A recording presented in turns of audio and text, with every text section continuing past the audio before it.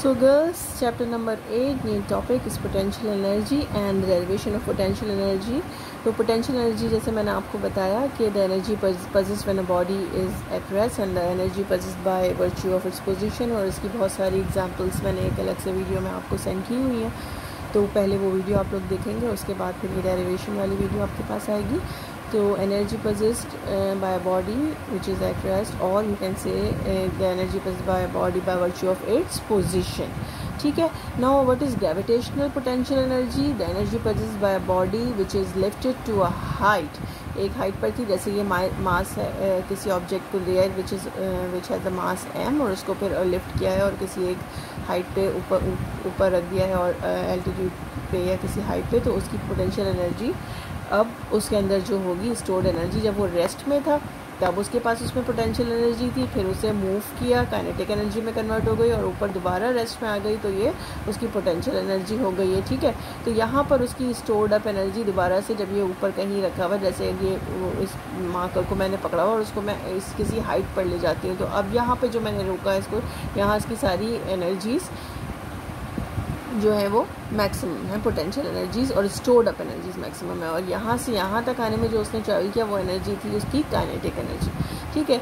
तो अब ये कह रहे हैं the energy possessed by a body when it is lifted to a height in the earth's gravitational potential energy, it is called the earth's gravitational energy possessed by a body when it is lifted to a height is called the earth's potential energy.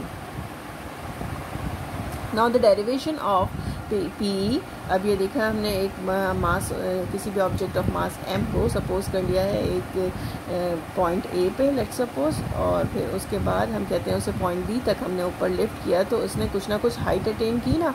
ठीक है. तो उसने height attain की है और उसके बाद यहाँ पर जाके उसने रेस्ट किया, तो P इज़ इक्वल टू हमने mgh लिखा है. अब what is this P is equal to mgh, इसको हमें ड्राइव करना है.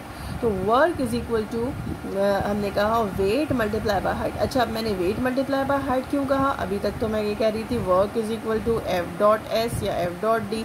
तो फोर्स जो है, फोर्स क्या है यहाँ पर, ये जो वेट है उस ऑब्जेक्ट का वही फोर्स है, क्योंकि आपको पता है वेट क्या है, a force with which the earth attracts a body towards its centre. तो यहाँ पर जो वेट है वही फोर्स है, और हाइट यहाँ जो डिस्टेंस है वो in terms of height calculate हो रहा है. तो मैंने एफ डॉट एस की जगह वेट डॉट हाइट लिख दिया, यानी फोर्स की जगह वेट, और डिस्टेंस किस तरह से हो रहा है, हाइट की तरह से, तो उसे हमने हाइट में कन्वर्ट कर दिया. Now work is F dot S E M, मगर उसको हमने according to the condition W into H कर दिया.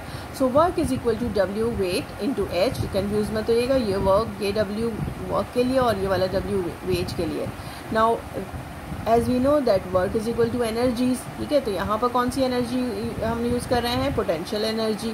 So work is equal to P E. We can write down that P E is equal to W H, क्योंकि हमने work को W H किया. अब इन दोनों को कंबाइन करेंगे हम, अगर इक्वेशंस को कंपेयर करेंगे तो P is equal to W H हो गया. और आपको पता है W की वैल्यू क्या है, वेट सबने पढ़ा है वेट के बारे में, W is equal to what, mg.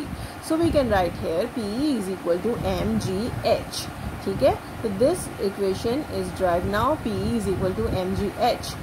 Now what are the factors आपको पता है, एक फार्मूला में m गिवन है और h गिवन है, और g हमने यूँ नहीं लिखा क्योंकि g तो कांस्टेंट है.